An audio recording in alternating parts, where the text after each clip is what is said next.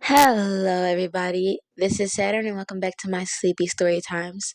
Today, I've got a Sugawara ex listener, and once again, it is one of my stories. I'm probably gonna say this every video because I've never read anybody else's stories, and I probably never will. Anyways, this one is called I've Seen You Before, and it's a Sugawara ex second year listener. I hope you guys enjoy, and let's get straight into the video. Oh, and by the way, there's a lot of point of view switches in this, so look out for those.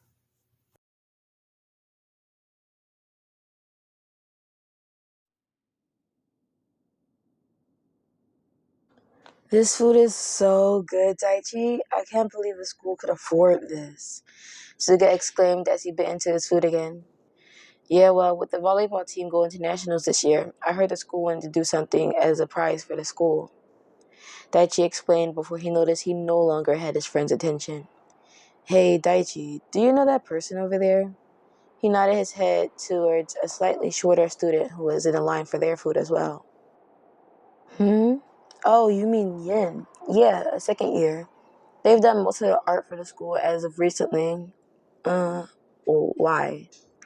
I don't know, it's just. For the past month, I've been seeing them everywhere. Are they new? Oh, God, no. They've been in school longer than us. You know, Ren, right? That's their younger sibling.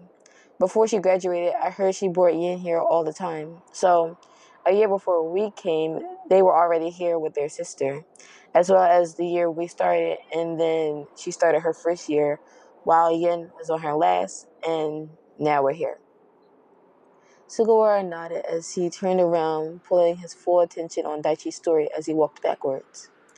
They did the school artwork together all those years, but only this year that their sister has finally left, they've become the main artist for the school.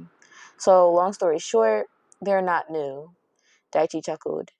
I'm surprised you don't know them. They're kind of famous around here for.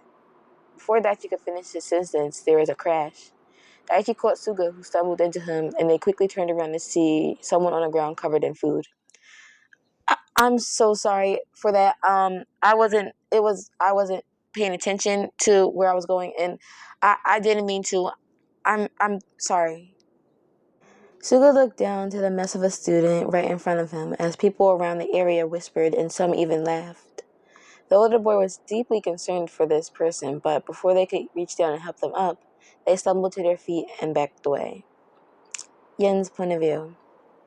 As much as I loved helping the school organize this event for the school's volleyball team's victory to nationals, I really wish that I didn't have to come. Every time I went to a school event, everyone seemed to notice me more than normal. I mean, at school, I can easily slip from the normal person's eye. I had been able to drop my presents from people since I was young. I saw it as a gift from God. It made life easier not being noticed by anyone at school. People knew me as Ren's younger sibling, and Ren was a big deal to the school, and with all the promoting and stuff she did for it, seeing as I was related to them, people had really high expectations of me. It had been that way ever since we were kids. Ren left a big mark everywhere they went, and I was expected to follow in their footsteps. Everywhere I went, people had high expectations of me because isn't that Ren's sibling? They're going to do great things just like her. Make us proud, kid. Gosh, it was too much. So disappearing from everyone's expectations at school was like heaven for me. The fact that no one noticed I was there made me feel safe. But that warm blanket of comfort from people's expectations were always ripped away from me at events like this. People knew I was the one to thank for school trips and parties ending so well and were always on a lookout for me. So at times like this, I stood out like a sore thumb. I could feel everyone's eyes on me, judging me, comparing me to my sister. I was always acutely aware of everyone and everything around me, their eyes glowering into me. That's why I always kept my head down. I felt as though if I looked people into their eyes, they'd look into my soul, discovering things that even I am not ready to recognize as a part of me. I picked up my tray of food and thanked the man who gave it to me before turning around, ready to leave, when I bumped into someone. I tried to catch myself before falling, but I was too shocked at the fact that I had ran into someone to even comprehend that I had already hit the floor. It wasn't until some of my food fell on me that I had snapped back into reality. Yeah, I had always been acutely aware of my surroundings. So, how did I miss account of this guy with light silver hair and a beauty mark right in front of me? I had only one glimpse at him for a second before the whisper filled my ears and I was a deer in headlights. Everyone was staring daggers at me. I felt so exposed, my blanket of comfort long gone. It was as if I came to school butt naked with enormous clown shoes and a red nose. Am I breathing too fast? Maybe I should just sit here and I'll disappear from the world and people will forget a person named me even existed. Do I stand up? Oh God, I bumped into someone, right? I should apologize. Yes, that's what I need to do. I need to apologize right now. I'm so sorry for that. I wasn't paying attention to where I was going and I didn't mean to. I'm sorry. My words stammered out as I pushed myself from the ground with all the strength I had left in my body, which caused me to slip on my food again, but I caught myself this time. So sorry. I wasn't I'm so sorry. Forgive me. I have to go. Sorry again. And like the scared little pig I was, I ran away. Ran away from the glares, the school, the responsibility. I couldn't stay in front of the big bad wolf any longer, or I'd be eaten alive. I was almost to the gate and fully prepared to unlock it and swing it open so I could continue running like the coward I was. But then I heard my name being called. Yin, wait! I turned to see the same silver-haired boy running after me with a cloth in hand. I panicked as my vision became blurry for some reason. Looking back in front of me, I noted I wouldn't be able to open the gate before the volleyball team vice captain caught up to me. So, I turned to the wall. Quickly pushing myself up, I hopped over the wall and continued down the block. My running had slowed a bit as I did just run across a field and jump over a gate without no warning to my body that I was about to do such an intense exercise. I took a breather for a second, thinking that how stupid I looked in a moment. I was just glad that there was no people in the streets right now. I figured the older guy was left me alone after I jumped the wall, but when I saw the gate open and I saw him step outside, my heart dropped for the third time that day. He looked in my direction and our eyes made eye contact. There you are. He began to jog over to me, but before I could react, my body had already started running in the opposite direction. I prayed the 1 year of track I took in middle school would lend me a hand and help me outrun him, even though my legs felt like they weighed a ton each time I moved them. My throat burned from lack of oxygen. My head was pounding like I was just thrown into freezing waters, and my eyes were blurred even more for some reason. But long behold, 1 year of track during middle school didn't beat years of volleyball and athletic training throughout middle and high school. I didn't even notice when he had gained on me until I felt a hand grab mine for a second, stopping me in my tracks. We made eye contact once more, and I felt him discover all my secrets as I immediately snatched my hand from him, looking down again for the 100th time in my life. Hey, calm down. I'm not going to hurt you, okay? And though you couldn't see it, the boy smiled at you. I brought you this to clean yourself off. He was about to hand you the cloth, but as soon as you saw his feet move closer to you, you backed away. Turning, you went to run before you were pulled back once more. You didn't know what happened, but in that one moment, Suga had seen you back away again, and a car come flying down the street. He pulled you strongly back into his arms and stepped you aside. Your face was now placed on his chest as you watched a black Toyota flash past your eyes.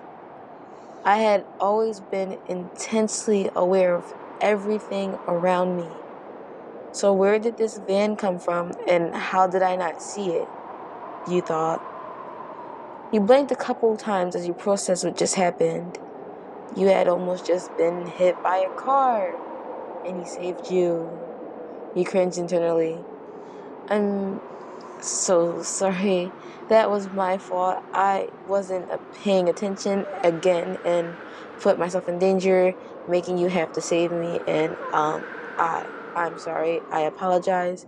Don't worry. That wasn't your fault. There was a green light. That person was driving recklessly. He cut me off.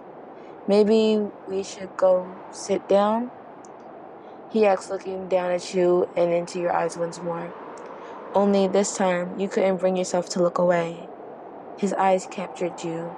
It didn't feel like he was digging out all your secrets, but making a secret between both of you that this was a safe place for only you guys.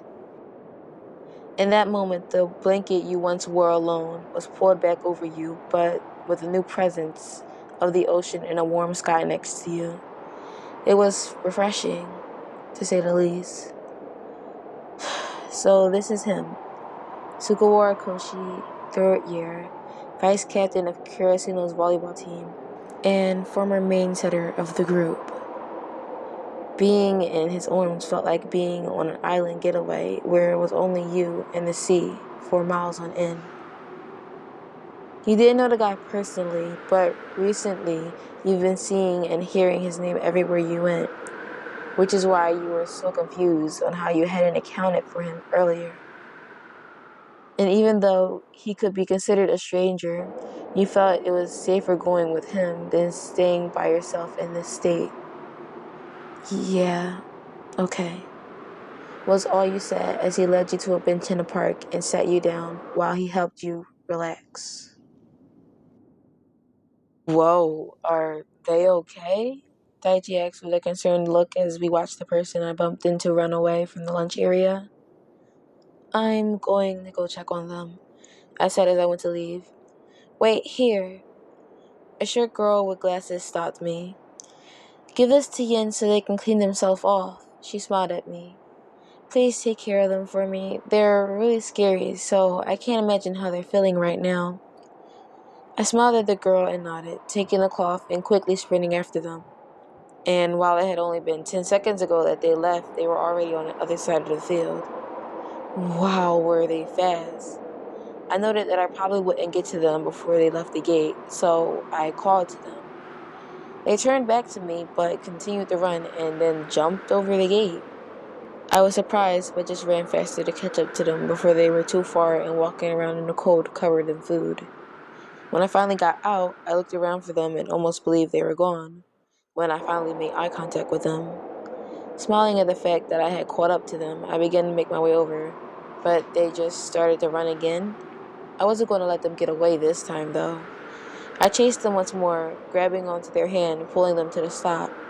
And in that brief moment, I felt how violently their body was shaking. And it wasn't just the coldness of the wet food making them shiver. I could feel how fast their heart was pounding through their chests from their paws.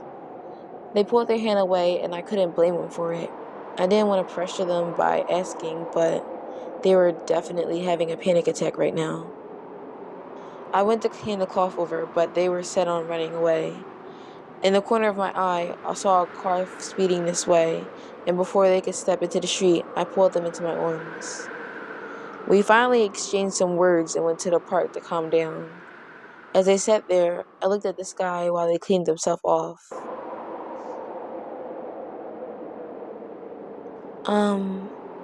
I'm done. Okay then. I turned back around to see that they still had some food in their hair.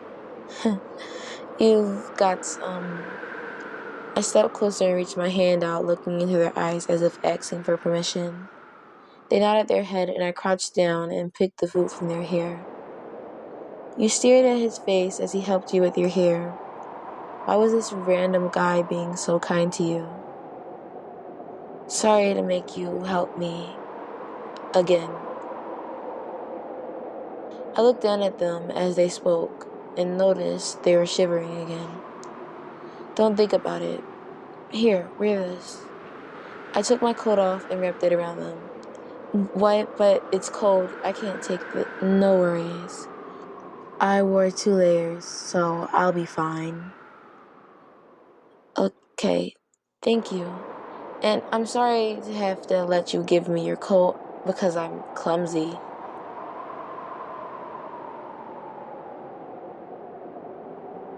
There's a silence between you two after you said that, until he broke it. Hey, I started as I focused back on fixing their hair. I stopped for a moment before speaking up. You don't have to apologize for just living, you know.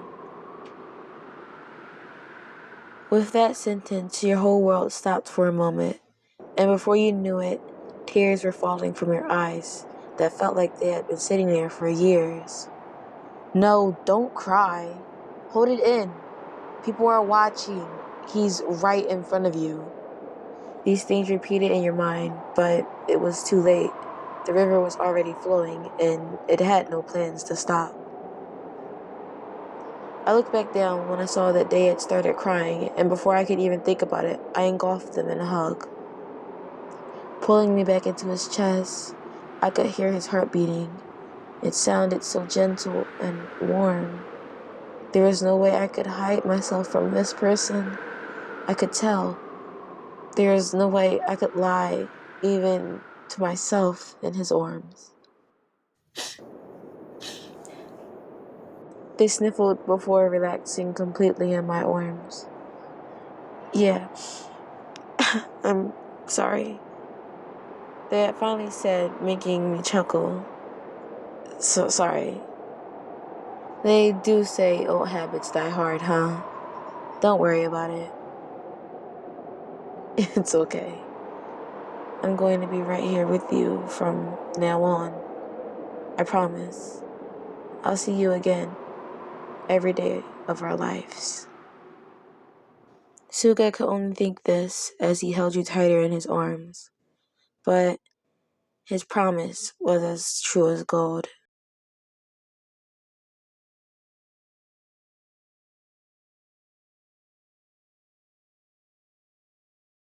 Well, guys, I hope you enjoyed that one. It was really angsty, but like I was in a very angsty mood when I wrote that, so sorry.